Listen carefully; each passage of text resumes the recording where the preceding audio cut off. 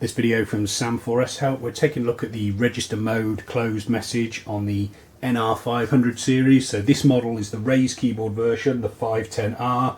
The process will be the same across the range, particularly also on the 520R, which is the twin roll version of this one. So all it means is there's no operator logged in, so you just need to log in to use the machine. So reg mode, key in the reg mode, press an operator button and then press the CLK hash button. You can see the Clark 1 has replaced Clark 00 and the closed message has gone. So to log out it's 0 Clark, to log in Clark number and then the hash key. You can then process transactions on the till as normal.